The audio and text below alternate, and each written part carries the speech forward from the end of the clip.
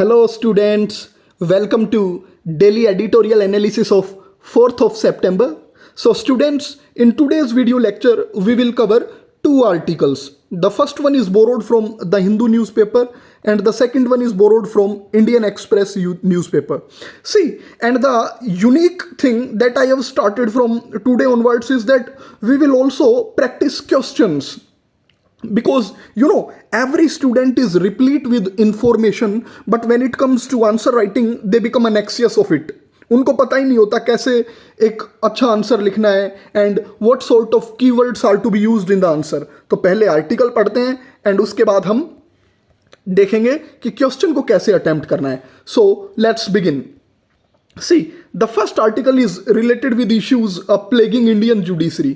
भारत की जो न्यायपालिका है उसके सामने कौन कौन से इश्यूज हैं. कल भी हमने एक ऐसा ही आर्टिकल देखा था जुडिशरी को लेके, आज भी. तो हमारा कंटेंट बड़ा ही एनरिच होता जा रहा है जुडिशियल इश्यू के ऊपर अगर कोई क्वेश्चन आ गया तो. See, article is titled as concealing a जज dissent eroding judiciary's authority. Recently आपने न्यूज़ में पढ़ा होगा कि सुप्रीम कोर्ट की जो स्ट्रेंथ है ना, जुडिशियल स्ट्रेंथ, वो पूरी हो गई है. 34 जजेस पूरे हो गए हैं बेंच में. तो क्या है, कुछ जजेस को अपॉइंट किया गया था, तो कुछ डिबेट्स हुई कि जो जजेस अपॉइंट किए गए हैं उनसे भी और दूसरे जजेस भी थे सीनियोरिटी के क्राइटेरिया पे देखें तो, बट उन्हीं जजेस को क्यों सेलेक्ट किया गया. So this raises questions on Indian judiciary.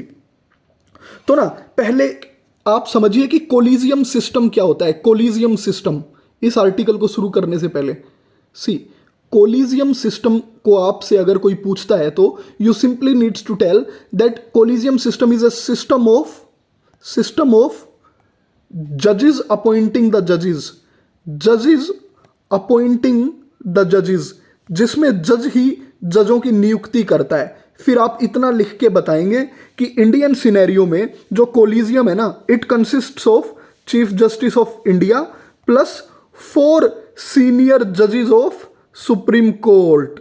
Okay students, इतना आप बताएंगे.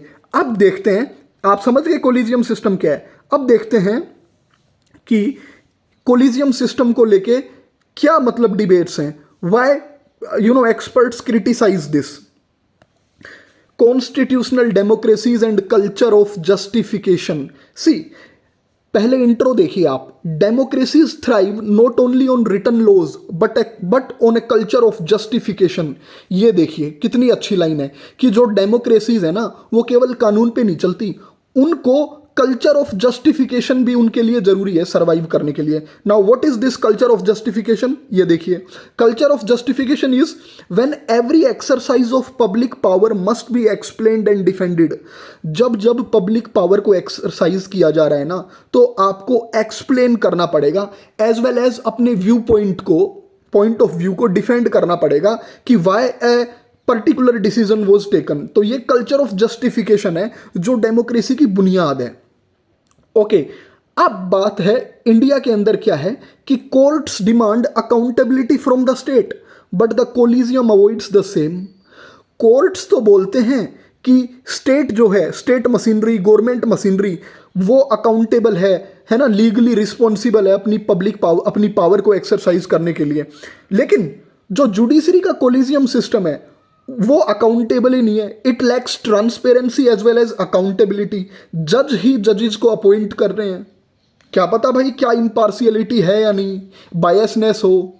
ऐसा देखा गया है ना दैट सीनियोरिटी का जो क्राइटेरिया है उसको भी कई बार मतलब नेग्लेक्ट किया गया है वाइल अपॉइंटिंग द जजेस. तो ये बात की है शुरुआत में इस आर्टिकल के में. इस आर्टिकल से आंसर राइटिंग में जो हमें पता लगा है वो ये 2 लाइन पता लगा है कि कितनी अच्छी लाइन है. अगर आप ये 2 लाइन अपने आंसर में ड्रॉप कर दें शुरुआत में ही या ऐसे में ड्रॉप कर दें तो कितना अच्छा बनेगा, है ना. फिर अब देखते हैं an indictment of the system, second heading article में. इंडिक्टमेंट का मतलब क्या होता है कि something that is deteriorating in quality. पूरा का पूरा सिस्टम खराब हो रहा है. This is indictment of the system. Justice B.V. Nagarthna's dissent on Justice Vipul Pancholi's elevation shows opacity. Justice Vipul Pancholi को हाल ही में ना सुप्रीम कोर्ट में जज अपॉइंट किया गया है. तो जो जस्टिस B.V. नागरत्ना है ना, शी इज अ वुमेन. इन्होंने सी ओपोज्ड दिस मूव कि कैसे प्रमोट कर देते हो आप सुप्रीम कोर्ट में बिना बताए। ओके, तो ये क्या दिखाता है that India's collegium system is not transparent, it is opaque, है ना। Decisions are taken in closed doors despite India being a democracy. Official resolution suggested unanimity but dissent hidden.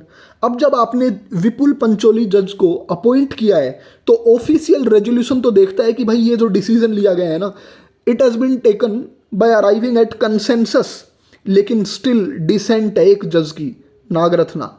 ये जो जज है ना सुप्रीम कोर्ट की, इन्होंने ओपोज किया इस मूव को, तो देखिए कितना बड़ा इश्यू है ये। Now public denied access to reasoning democratic deficit. जजेस को ही बड़ी मुश्किल से पता लग पाता है कि किसको किस बेसिस पे अपॉइंट किया गया है। उनकी डिसेंटी इतनी हाईलाइट नहीं होती, वो तो लीक हो जाती है। तो इससे इश्यू क्या आ रहा है कि जो कॉमन पब्लिक है, आम नागरिक है भारत का, उसका ट्रस्ट तो घटेगा ना जुडिशरी में। उनको तो पता ही नहीं है गांव में बैठे को कि कौन जज है, कौन क्या सुनवाई करेगा। तो public denied access to reasoning, लोगों को तो बताया तक नहीं जाता कि किस बेसिस पे उनको नियुक्त किया जा रहा है। This shows that there is democratic deficit in Indian judiciary.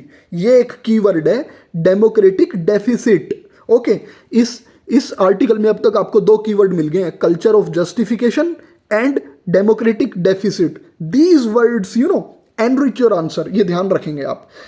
आगे देखते हैं। नाउ ये जो अब डिसेंट है जस्टिस पीवी नागरत्ना का, it reveals that Indian judiciary के अंदर भी there are several flaws. It is a flawed system. How?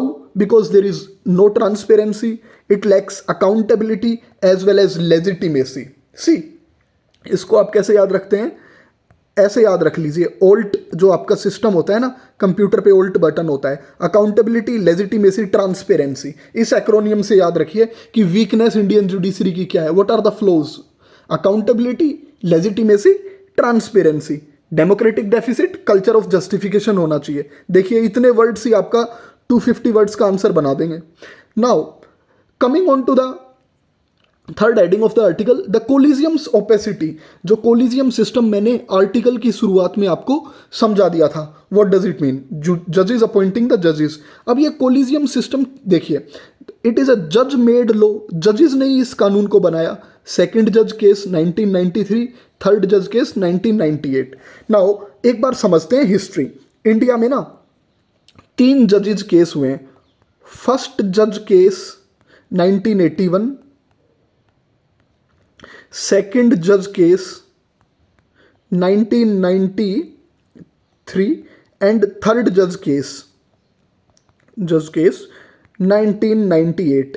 देखिए इनको समझना बहुत जरूरी है, फिर आप इस कोलिजियम सिस्टम को भी समझेंगे। फर्स्ट जज केस जो इसमें सुप्रीम कोर्ट का फैसला आया था ना, इसने कहा था कि जजेस को अपॉइंट करने में ना गवर्नमेंट जो है ना, गवर्नमेंट आपकी जो एग्जीक्यूटिव है, दैट इंजॉयज अपर हैंड। सरकार जैसे कहेगी वैसे जजेस को नियुक्त किया जाएगा, primacy to government. But second जज केस में क्या हुआ, it veered away from its previous decision. Judiciary ने कहा इसको ओवरराइड कर दिया। नो, जजेस को अपॉइंट किया जाएगा। कौन अपॉइंट करेगा? जजेस ही अपॉइंट करेंगे एक कोलिजियम सिस्टम से। यानी एग्जीक्यूटिव से प्राइमेसी आ गई थी जुडिशियरी के पास, न्यायपालिका के पास, कि अब से न्यायपालिका खुद नियुक्त करेगी जजेस को। तो जुडिशरी के हाथ में पावर आ गई। It shifted from executive to judiciary in appointing जजेस वाइल मेकिंग जुडिशियल अपॉइंटमेंट्स, है ना। अब इसमें क्या था कि chief justice of India appoint करेगा प्लस 2 सीनियर जजेस होंगे सुप्रीम कोर्ट के। थर्ड जज केस क्या था? थर्ड जज केस जो था ना, उसने इस सेकंड जज केस को था ना, इसको और मजबूत कर दिया। इसमें क्या कहा, जुडिशरी के हाथों में ही पावर रही, but it made this collegium system more robust. इसको मल्टी मेंबर बना दिया और भी ज़्यादा। चीफ जस्टिस ऑफ इंडिया रहेंगे, पहले 2 सीनियर मोस्ट जज थे, अब से 4 सीनियर मोस्ट जज रहेंगे सुप्रीम कोर्ट के। ये थर्ड जज केस था। तो ये कोलिजियम सिस्टम आपके पास कब आया?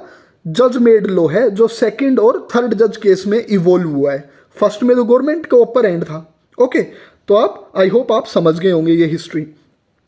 अब जैसा मैंने आपको बताया कि इस सिस्टम में क्या होता है, 5 सीनियर मोस्ट जजेस अपॉइंटमेंट डिसाइड करते हैं, एक सीजेआई और 4 सीनियर मोस्ट जजेस हो गए ना 5।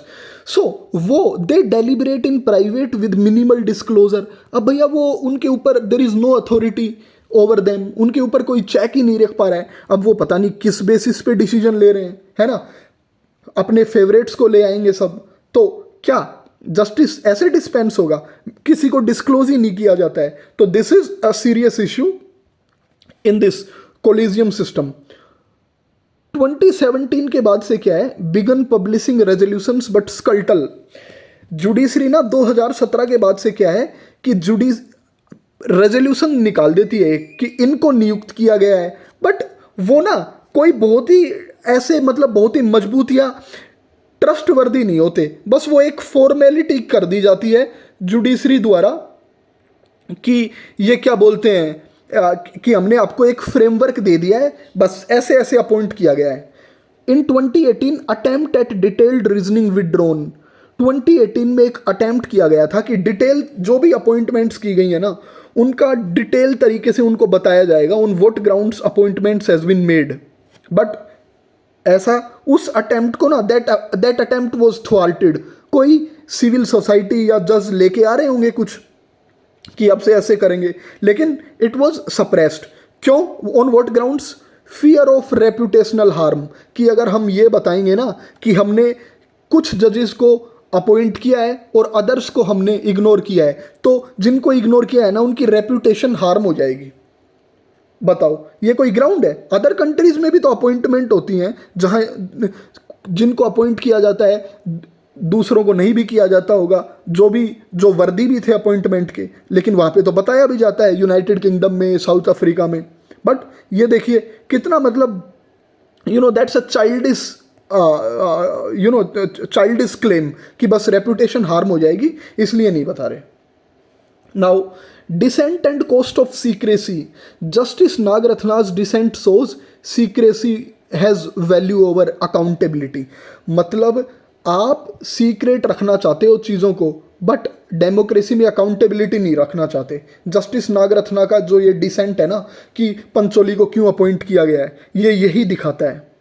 देखिए कितने इश्यूज हो गए, कोलिजियम सिस्टम की कितनी वीकनेस है। That it gives primacy to secrecy over accountability, transparency, it erodes public trust, democratic deficit, legitimacy. Even a serving supreme court जज ऑब्जेक्शन सप्रेस्ड। सुप्रीम कोर्ट की सर्विंग जज हैं, इनका मत ही ओप्रेस कर दिया गया। बट लोगों को कैसे पता लग रहा है? नॉट थ्रू दोज रेजोल्यूशंस, वो तो केवल एक यूं ही फॉर्मेलिटी है। लोगों को तो, हमें और आपको तो बातें लीक होती हैं ना जब पता लगता है, कोई इंस्टीट्यूशनल तरीके से डिस्क्लोज करता ही नहीं है।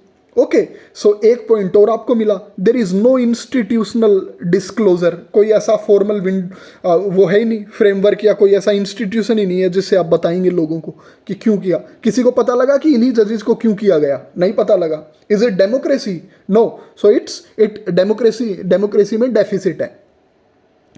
Now weak defence of secrecy. अब जुडिशरी सीक्रेसी के ग्राउंड पे बताती नहीं है ना, बट ये ना मैंने as I told you that it is a very weak argument. अब सीक्रेसी का आर्ग्यूमेंट क्यों देती है जुडिशरी कि ना रिजेक्टेड कैंडिडेट्स की रेपुटेशन हार्म नहीं होगी? This we discussed earlier. Political pressure नहीं आएगा हमारे ऊपर। अगर हम बता देंगे ना तो क्या पता गवर्नमेंट के कुछ लोग बोलें कि मेरा वो फेवरेट था, आपको उसे करना चाहिए था, है ना, तो प्रोटेस्ट हो सकता है। There can be a lot of political upheaval, there can be a lot of political upheaval। तो ये एक इशू है। But collapse on scrutiny, but इससे हुआ क्या है? जुडिशरी के ऊपर कोई नज़र रखने वाला ही नहीं है। अब देखिए अदर कंट्रीज से हम क्या सीखते हैं। यूनाइटेड किंगडम में जब जुडिशियल अपॉइंटमेंट्स होती है ना, वहाँ एक जुडिशियल अपॉइंटमेंट कमीशन के थ्रू किया जाता है ये सब। There is open criteria as well as reports are published कि जिनको अपॉइंट किया है ऑन व्हाट ग्राउंड्स। पूरे तरीके से इंटीग्रिटी और इम्पार्शियलिटी होती है, न्यूट्रलिटी। साउथ अफ्रीका में भी they have this judicial service commission, public interviews and debates. See the level of democratic surplus these people have, आपके यहाँ डेफिसिट है, उधर सरप्लस देखिए, ये मैंने बना दिया टर्म। पब्लिक इंटरव्यूज, लोगों के सामने इंटरव्यू हो रहे हैं, डिबेट्स हो रहे हैं, फिर ये जुडिशियल सर्विस कमीशन डिसाइड कर रही है।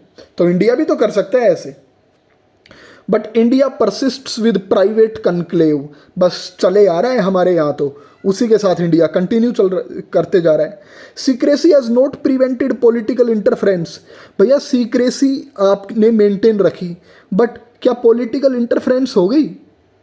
नहीं हुई। गवर्नमेंट डिले भी करती है, रिटर्न्स और विद ओल्ड नेम्स, है ना। Ultimately chief justice plus 4 senior जजेस ने डिसाइड कर दिया, प्राइम मिनिस्टर के पास फाइल गई, एट द एंड ये काउंसिल ऑफ मिनिस्ट्री तो प्रेसिडेंट को रिकमेंड करता है अपॉइंट करने के लिए, but despite judiciary claiming that it gives preference to secrecy, still files को डिले कर दिया जाता है नाम्स के ऊपर। स्टिल गवर्नमेंट को मतलब वो होती है, गवर्नमेंट रेजेज इट्स आईब्रोज कि नहीं हमें पसंद नहीं है ये। एट द एंड चलती तो कोलिजियम की है, बट आज बिना सीक्रेसी के होते हुए भी तो डिले हो रहा है अपॉइंटमेंट्स में। So this is also a serious issue. Now, this does not bode well or does not augur well for Indian democracy also. Judges influence civil liberties, executive limits and union state relations. जो जजेस होते हैं ना, उनका verdict आता है ना, ये नागरिकों के अधिकारों को भी प्रभावित करते हैं। एग्जीक्यूटिव लिमिट्स, गवर्नमेंट की जो मतलब पावर एक्सरसाइज करती है उसको भी लिमिट करते हैं, ये एग्जीक्यूटिव के ऊपर लिमिट्स रखते हैं ये, ताकि वो ना मनमानी ना करें, ठीक है। एंड यूनियन स्टेट रिलेशंस को भी तब्दील करते हैं। तो देखिए, अगर आप जुडिशरी में या कोलिजियम सिस्टम में ट्रांसपेरेंसी लेके आओगे ना, तो आप इन सब चीज़ों को एनरिच करोगे, सिविल लिबर्टीज़ को, एग्जीक्यूटिव लिमिट्स को और अच्छे से लगा पाओगे, यूनियन स्टेट रिलेशंस अच्छे बनेंगे, आपका फेडरल फ्रेमवर्क ऑपरेट करेगा। But lack of transparency erodes institutional legitimacy. देखिए, अब ट्रांसपेरेंसी है ही नहीं तो कितने विश्वास की कमी आती है सुप्रीम कोर्ट के अंदर। देखिए, लोगों का विश्वास कैसे रहेगा जुडिशरी में? This is a issue. Courts demand accountability from others but sealed themselves. You can see the paradox that judiciary judiciary is plagued with, कि आपको तो अकाउंटेबिलिटी चाहिए, खुद अकाउंटेबिलिटी से आप बचे रहो। Okay, counter majoritarian difficulty. Unelected जजेस not anti democratic, they protect rights and check majoritarian excesses. जो अनइलेक्टेड जजेस होते हैं ना आपके, वो जरूरी नहीं है कि एंटी डेमोक्रेटिक ही हो। ठीक है, हमारे जजेस अनइलेक्टेड है, लोग नहीं चुन रहे हैं, एंटी डेमोक्रेटिक नहीं है। Many times we have seen that Indian judiciary is very active, it lambasts government, तो वो मेजोरिटेरियन फोर्सेस को भी चेक करती है। तो अगर ऐसा करेंगे तो मेजोरिटेरियन फोर्सेस को काउंटर करने में डिफिकल्टी हो जाएगी। ये एक पॉइंट है, ये जुडिशरी देती है ये पॉइंट, है ना। तो इसको भी ध्यान में रखना होगा कि अगर डेमोक्रेसी में लोग इलेक्ट करने लग गए तो क्या पता जुडिशरी आपकी मेजोरिटेरियन हो जाए, माइनॉरिटी का क्या। ओके, तो this is also a point that is to be dropped in your answer. Judicial independence vital for democracies aspirations. जो न्यायपालिका है ना, ये बहुत ज़रूरी है। लोकतंत्र के जो एस्पिरेशंस है ना, जो एक डेमोक्रेसी होती है वो फ्लरिश करे, उसके लिए जुडिशरी का इंडिपेंडेंट होना it is of cardinal importance, बहुत ज़रूरी है ये। तो ऐसे आप अच्छे अच्छे वर्ड्स लिखेंगे आंसर में। अब कैसे ठीक किया जा सकता है? Collegium system must accept reforms. क्या रिफॉर्म्स हैं वो देखते हैं।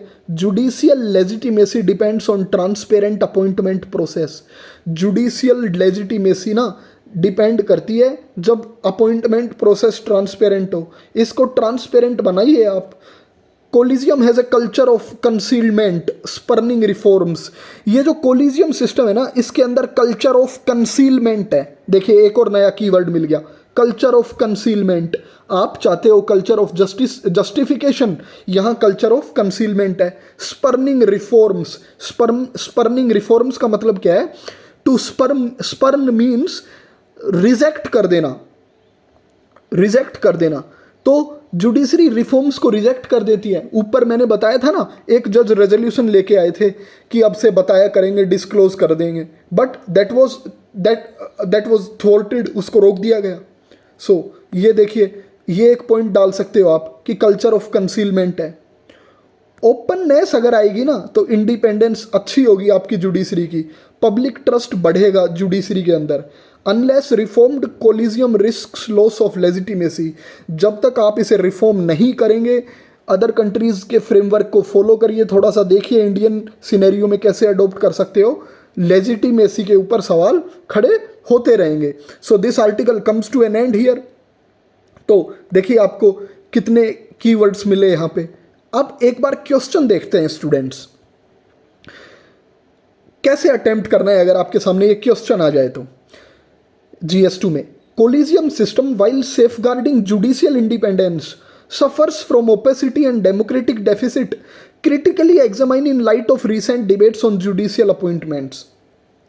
कि जो कोलिजियम प्रणाली है ना, इसकी बढ़िया बात ठीक है, आप न्यायपालिका को स्वतंत्र रख रहे हैं, उनकी इंडिपेंडेंस मेंटेन रख रहे हैं, बट इसकी प्रॉब्लम भी तो है, ओपेसिटी एंड डेमोक्रेटिक डेफिसिट।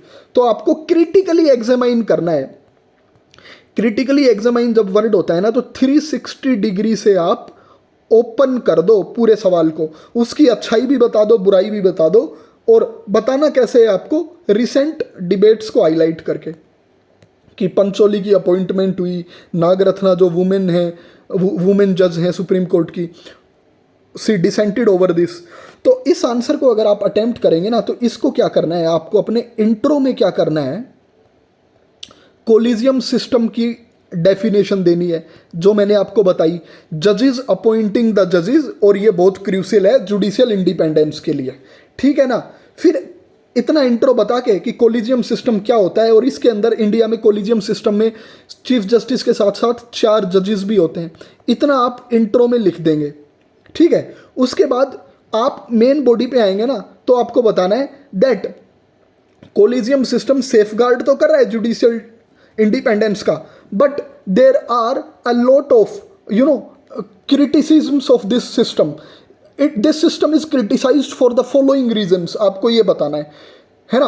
आप कैसे बताएंगे फिर इसको, आप पहला पॉइंट रखेंगे कि कोलिजियम सिस्टम में कल्चर ऑफ कंसीलमेंट है, कंसीलमेंट, इसमें डाल देंगे आप सीक्रेसी है, सीक्रेसी। फिर बताएंगे कि डेमोक्रेसी के अंदर तो पब्लिक ट्रस्ट जरूरी है ना, लेजिटिमेसी जब ही आएगी, बट आप क्या कर रहे हैं, आप तो सीक्रेट तरीके से कर रहे हैं। फिर आप ट्रांसपेरेंसी कीवर्ड डाल देंगे कि ट्रांसपेरेंट नहीं है, नॉन ओपेसिटी है। फिर अकाउंटेबिलिटी नहीं है, फिर आप वो लाइन डालेंगे पैराडॉक्स ऑफ इंडियन जुडिशरी, एक पॉइंट बना देंगे paradox of Indian judiciary. Paradox क्या है, judiciary demands accountability from others but it itself is not accountable, ये पॉइंट डाल देंगे आप, ठीक है। फिर आप डाल देंगे इसमें क्या है कि कोई जो रेजोल्यूशन आता भी है ना, पब्लिक रेजोल्यूशन, वो केवल एक इट इज़ मेयर फॉर्मेलिटी, ठीक है। फिर जो पब्लिक को बातें पता चलती हैं वो केवल लीक्स से पता लगती हैं, there is no institutionalised mechanism, ये वर्ड डालेंगे आप, इंस्टीट्यूशनलाइज्ड मैकेनिज्म। ऐसा करके आप 100 से 125 वर्ड अपनी मेन बॉडी में लिख देंगे, अगर 10 मार्कर या 15 मार्कर क्वेश्चन है तो, है ना। ऑप्शनल के बच्चों के लिए भी बहुत ज़रूरी है ये जानना, तो PSIR ऑप्शनल के लिए इतना लिख देंगे आप। फिर आप रिफॉर्म सजेस्ट कर दीजिए कि UK साउथ अफ्रीका में कैसे हो रहा है। फिर आप बता दीजिए कि इंडिया में क्या हो सकता है, गवर्नमेंट को एक लीगल फ्रेमवर्क लेके आना चाहिए, है ना। आप वीकनेस में वो पॉइंट भी डाल सकते थे कि आप कोलिजियम सिस्टम फॉलो कर रहे हो but still government is delays appointments, still, है ना, देर आर डिलेज। आप वो पॉइंट डालते हो कि collegium system is subject to whims and fancies of this senior जजेस, जो नीचे सबॉर्डिनेट जजेस हैं या और जूनियर जजेस हैं, उनसे छोटे जिनका प्रोफेशनल एक्सपीरियंस है, उनकी चल ही नहीं पाती, है ना। तो आप इस तरीके से अपना आंसर लिखेंगे। सो आई होप आपको समझ आई होंगी चीज़ें। अब मैं चाहता हूँ आप इस आर्टिकल के कीवर्ड्स को निकाल के ना अच्छे से, जो मैंने हाईलाइट किए हैं, बता दिए हैं आपको, उनको याद करके ये क्वेश्चन अटेम्प्ट करें, ठीक है। Now moving on to the next article, this article pertains to GS paper 3 में भी आ सकता है ये, या 3 में भी पूछ सकते हैं, जो आपका सिक्योरिटी का टॉपिक है डायरेक्ट वहाँ से। Plan for theatre commands, India के डिफेंस के अंदर ना theatrisation of defence services demand किया जा रहा है कि थिएटराइजेशन हो। अब इस कंसेप्ट को समझते हैं, ये क्या होता है, वाई इट इज़ नेसेसरी, कि कंटेम्प्रेरी सिनेरियो में बड़े चैलेंजेस हैं इंडियन सिक्योरिटी को, तो ये ज़रूरी है। बट क्या चैलेंजेस आ रहे हैं इसमें, अगर इम्प्लीमेंट कर दिया तो क्या सब होगा, है ना, क्या फेस करेंगी इंडियन फोर्सेस, ये सब। सो इसमें इंडियन एक्सप्रेस में आया है ये, तो पहले समझते हैं that what is theatrisation and how will it restructure the services. Theatrisation अगर आपसे पूछता है ना कोई, तो आपको ये ध्यान रखना है बस, that theatrisation of command means integration of army, navy, air force resources into specific theatre commands for unified operational deployment. Theatrisation का मतलब है आप अपने देश की थल सेना को, जल सेना को एवं वायु सेना, एयरफोर्स को एक यूनिफाइड कमांड के अंदर ले आते हैं। इनके रिसोर्सेज आप कंबाइन कर लेते हैं, किस लिए, ताकि स्मूथ तरीके से ऑपरेशंस में डिप्लॉय किया जा सके इनको। अब इंडिया के बड़े चैलेंजेस हैं, China is India's enemy, Pakistan भी इंडिया का एनिमी है, so India is surrounded by enemies, तो ये थिएटराइजेशन जरूरी है, ऐसा इस आर्टिकल में बात की गई है। तो आप क्या याद रखेंगे आंसर के इंट्रो के लिए, theatrisation of command refers to integration of the resources of army, navy and air force for the purpose of enhancing their operational efficiency. बस हो गया आपका 15 से 20 वर्ड का इंट्रोडक्शन। अब ऐसा करने से क्या फायदा होगा, create joint planning and coordination centres under CDS. जो सीडीएस है ना, उनके वो जॉइंट प्लानिंग कर पाएंगे, तालमेल अच्छा कर पाएंगे, कमांड एंड कंट्रोल अच्छा होगा, कम्युनिकेशन अच्छा होगा, कॉम्बैट कैपेबिलिटीज़ जो है आर्मी की वो इम्प्रूव करेंगी, आपकी डिफेंस फोर्सेस की लॉजिस्टिकल सपोर्ट मिलेगी, एयरफोर्स को कोई ज़रूरत है तो आर्मी मदद करने आ जाएगी, है ना, नेवी को पहुंचना है कहीं पे आर्मी के पास, किसी पोर्ट के पास, तो वहाँ पहुंच जाएंगे वो, ऐसे। सो ये आप बढ़िया बातें बता सकते हो इसकी। Now coming on to the structural part, few integrated theatre commands each with specific geographical responsibility. अगर कुछ इंटीग्रेटेड थिएटर कमांड्स होंगी ना हर एरिया के लिए, जैसे मान लीजिए आपका north eastern region is very volatile from security point of view, Myanmar से या इंटरनल सिक्योरिटी चैलेंज आते हैं, तो अगर एक प्रॉपर स्ट्रक्चर होगा रीजन स्पेसिफिक, तो आप India will be able to deal with security challenges smoothly. Unified command system replacing service specific silos. जब आपके पास यूनिफाइड कमांड सिस्टम होगा ना, तो आपका जो सर्विस स्पेसिफिक जो लूप होल्स है ना, कि आर्मी तो भैया हमारी इस तरीके से ही काम करेगी, एयरफोर्स को हेल्प चाहिए बट हेल्प देने से मना करेंगे कि सॉरी हमारा रूल नहीं बोलता ये ऐसे वैसे।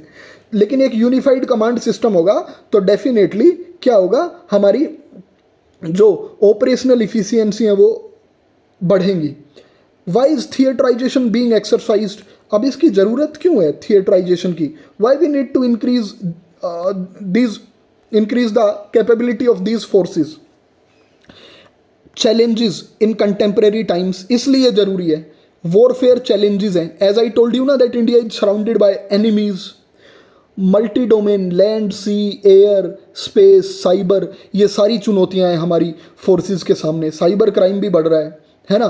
आज बोलते हैं कि दैट आपस में हथियारों की लड़ाई तो है ही नहीं, कंप्यूटर से ही सब कुछ कर देते हैं। आज सोल्जर्स जो है वो आगे बढ़ ही नहीं सकते, क्या हम चाइना चले जाएंगे, क्यों, हमारे पास मिसाइल आ गई हैं।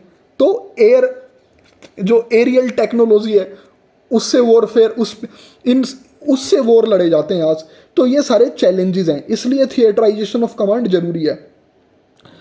आज इंक्रीज्ड यूज हो रहा है एडवांस टेक्नोलॉजी का आर्म्ड फोर्सेस में अक्रॉस द वर्ल्ड, ड्रोन्स का, यूएवीज का, प्रिसीजन स्ट्राइक्स का, एआई का, स्पेस का, साइबर एसेट्स का। प्रिसीजन स्ट्राइक्स मतलब इजराइल मानता है, जैसे एग्जांपल बता रहा हूँ, कि इजराइल को एक ईरान में मिसाइल ड्रॉप करनी है, वो बैठे बैठे ही कर देगा, या इंडिया को करनी है या किसी भी कंट्री को करनी है। तो ये सारे चैलेंजेस हैं, इसलिए theatrisation of command is very necessary. ऐसी बात है इस आर्टिकल में। देखिए GS3 में एक क्वेश्चन आता ही आता है 15 या 10 नंबर का, हर बार आता है वहाँ से डिफेंस डोमेन से। सर्जिकल स्ट्राइक न्यूज़ में था, ये भी पूछा गया था 2016 या 2017 में। Requirement of jointness synergy among services, तो बहुत ज़रूरी है हमें वो करना, जॉइंट करना इन और हार्मनी लेके आना सर्विसेज के अंदर, ताकि ये जो अबव मेंशन्ड चैलेंजेस हैं इनसे डील किया जा सके। Next is address duplication of assets and inefficiency in current structure. अगर थिएटराइजेशन ऑफ कमांड होता है ना, तो एक तो इनएफिशिएंसी कम होगी आपके जो करंट ढांचा है ना, करंट स्ट्रक्चर है डिफेंस फोर्सेस का, उसमें as well as duplication of assets की जो प्रॉब्लम है वो भी एड्रेस कर पाएंगे। डुप्लीकेशन ऑफ एसेट्स क्या है, इसको आप यूँ समझिए, रिस्क ऑफ डुप्लीकेशन मतलब फंक्शनल ओवरलैपिंग। आर्मी भी कुछ पावर एक्सरसाइज करती है किन्हीं चीज़ों पे, वहीं एयरफोर्स कर लेती है, वहीं नेवी के अंडर भी आ जाती हैं वो चीज़ें। तो ऐसे ना फंक्शनल ओवरलैपिंग रिड्यूस होगी, डिसीजन मेकिंग अच्छी होगी, अकाउंटेबिलिटी फ्लेक्सिबिलिटी आएगी मिलिट्री ऑपरेशंस में। देखिए कीवर्ड्स आगे ना, आपको पूछे आंसर में कि फ़ायदे क्या होंगे, डिसीजन मेकिंग अच्छी, ट्रांसपेरेंसी, फ्लेक्सिबिलिटी, ऑपरेशनल इफिशियंसी, है ना, ये सब अच्छी बनेगी। अब सब कुछ अच्छा बन रहा है, then what are the constraints और challenges in creating theatre commands. फिर चुनौतियां क्या हैं? सिंपल बात है, जो फोर्सेस है ना, उनके जो टॉप ऑफिसर्स होते हैं, बड़े लोग, they resist. Why? Because they fear dilution of their autonomy और इंडिपेंडेंट रोल। एयरफोर्स बोलती है कि हमारा तो इंडिपेंडेंसी खत्म हो जाएगी, नेवी बोलती है हमारा तो मैरीटाइम डोमेन है, हमारी अपनी पावर है वो खत्म हो जाएंगी। यानी कुल मिला के बात है कि अपनी चौधराहट कोई छोड़ना नहीं चाह रहा है, ये बात है। पावर कम करना किसी का शौक है क्या कि एक के अंडर ही आ जाएं? ये है। Now there are several structural issues. हमें ना एग्जिस्टिंग सर्विस कमांड्स को डिसमेंटल करके एक नया इंटीग्रेटेड रोल लेके आना है। वाई? इंडिया की जो ऑलरेडी जॉइंट कमांड्स है ना, जैसे अंडमान एंड निकोबार कमांड है, स्ट्रेटेजिक फोर्स कमांड है, वो और ज़्यादा अच्छी होंगी। ये सिंपल बात की है इसमें। सिविल मिलिट्री इंटीग्रेशन, सिविल और मिलिट्री कैसे इंटीग्रेट करेगी? डिफेंस मिनिस्ट्री को ना एक रोल प्ले करने की ज़रूरत है कि वो इजीली प्रोक्योर कर ले एसेट्स और इंटीग्रेट करके चले सिविल सिविल डोमेन के साथ। भाई एडमिनिस्ट्रेटिव मशीनरी जो होगी, जहाँ पे आर्मी कैंटोनमेंट्स हैं, उनके साथ तालमेल करके चलोगे, बढ़िया रहेगा। It will also address bureaucratic overlap, CDS, DMA, ये आपके कैसे काम करते हैं, ठीक है ना। मतलब मैंने आपको बताया ना कि फंक्शनल ओवरलैपिंग नहीं होगी डिपार्टमेंट ऑफ मिलिट्री अफेयर्स और ये इनके बीच में, CDS के बीच में। Consensus problem, lack of unanimity among service despite multiple deliberations, इसके ऊपर ना थिएटराइजेशन ऑफ कमांड होना चाहिए, इंटीग्रेट होनी चाहिए, बात हो चुकी है, बट यूनैनिमिटी कंसेंसस पे नहीं पहुंच पा रहे हैं। मैंने बता दिया आपको कि एक ही कारण है, डाइल्यूशन ऑफ इंडिपेंडेंट रोल, बस। हाँ, इसके ऊपर बात हुई है, CDS बिपिन रावत ने भी बात की थी कि 5 थिएटर कमांड्स तो होने चाहिए, एक नॉर्थ ईस्ट में हो जाए, है ना, एक इंडिया के जम्मू कश्मीर में हो जाए, ऐसा कुछ बताया होगा उन्होंने। लेकिन आफ्टर हिज डिमाइस ये जो बातें हैं थिएटराइजेशन ऑफ कमांड की, ये ना दे वेंट इनटू लिम्बो, उनके ऊपर कोई बात ही नहीं करता है।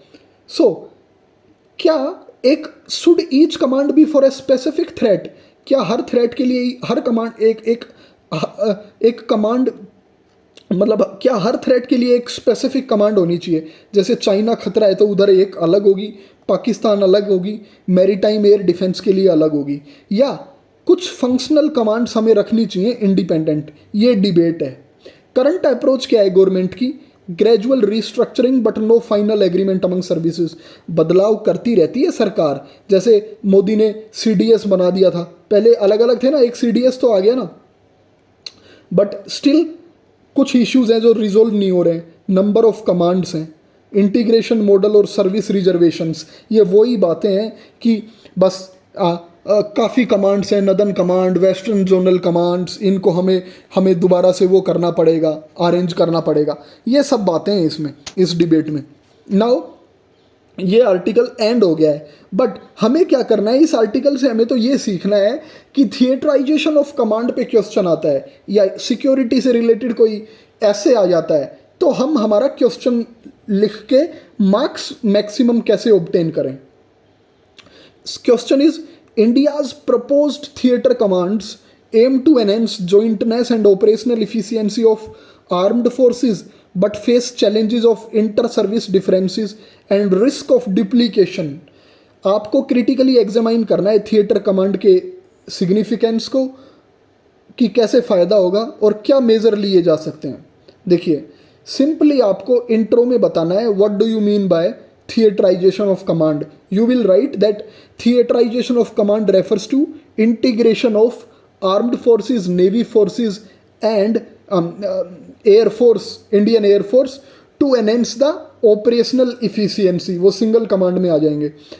फिर आप बेनिफिट बता देंगे इसका सिग्निफिकेंस, डिसीजन मेकिंग अच्छी होगी, लेजिटिमेसी होगी, कंटेम्प्रेरी 21st सेंचुरी के जो चैलेंजेस की बात की थी, चाइना, साइबर वॉरफेयर है ना, कि स्पेस वॉरफेयर, इन सब से आप डील कर पाएंगे। ये सारी बातें हैं, ये सारे आप बेनिफिट्स बता देंगे। उसके बाद आप बताएंगे कि प्रॉब्लम्स आ कहाँ पे रही हैं, चैलेंजेस क्या है। भाई armed forces fear dilution of their independent roles, then बहुत ज़्यादा रिस्ट्रक्चरिंग करनी पड़ेगी। रिस्ट्रक्चरिंग इन द सेंस अगर आप कर भी देते हैं, जो अलग अलग कमांड्स बना दी तो आपका बजट पे कितना बर्डन आएगा। फिर एक और पॉइंट आप जो डाल सकते हैं कि रिस्क ऑफ डुप्लीकेशन, जो मैंने पॉइंट बताया था, रिस्क ऑफ डुप्लीकेशन, आपने अलग अलग कमांड बना दी, ठीक है, इंटीग्रेट कर दिया, रीजन वाइज बना दी इनको इंटीग्रेट करके, बट रिजल्ट्स कोई आए नहीं तो फंक्शनल ओवरलैपिंग होगी, तो सेम ही नाम बदल दिया और काम वैसे ही चलेगा, जब क्या करेंगे आप। तो ये सारी बातें। अब आपको बोला है कि क्या मेजर्स लिए जा सकते हैं। भाई आप लिखेंगे दैट जो तीनों फोर्सेस हैं इनके टॉप ऑफिसर्स हैं उनको आप एक कंसेंसस पे लेके आइए। डिफेंस मिनिस्ट्री को क्या करना होगा, एक रोल प्ले करना होगा ऐसा करने में, ठीक है ना। तो मतलब एक आप बता सकते हैं कि एक स्पिरिट, लो एंड स्पिरिट को फॉलो करना पड़ेगा, जब जाके आपका ये एक 10 मार्कर या 15 मार्कर क्वेश्चन बन जाएगा। सो स्टूडेंट्स, आज के हमने हमारे इन आर्टिकल्स में सीखा कि केवल एडिटोरियल्स को ना याद ही नहीं करना है, हमें आंसर राइटिंग के लिए कौन कौन से टर्म्स, कौन कौन से पॉइंट्स को प्रॉपर तरीके से आर्टिकुलेट करके लिखना है। जब आप इस क्वेश्चन में थिएटराइजेशन ऑफ कमांड बता देंगे ना, तो उसके बाद बस क्वेश्चन के हिसाब से चलते चलिए। सिग्निफिकेंस बता देंगे आप क्या होगा, है ना, कैसे इफेक्टिव तरीके से इम्प्लीमेंट किया जा सकता है। कुछ बातें बता देंगे आप कि इंडिया का सिक्योरिटी आर्किटेक्चर जो है वो मजबूत होगा इससे, नॉर्थ ईस्ट रीजन वोलेटाइल है, जम्मू कश्मीर में आए दिन चैलेंजेस आते हैं, तो ऐसा करने से इंडिया की जो डिफेंस प्रिपेयर्डनेस है it will reach at higher echelons. ऐसा कुछ करके आप अपना आंसर कंक्लूड कर देंगे तो डेफिनेटली आप अगर 15 मार्कर है तो 6 नंबर जरूर ले आएंगे आप इसी आर्टिकल में से, और कुछ करने की ज़रूरत नहीं है। बच्चे नई नई बुक लेके आ रहे हैं डिफेंस पढ़ने के लिए, ये वो सारा खेल अखबार का है भैया। So video comes to an end here.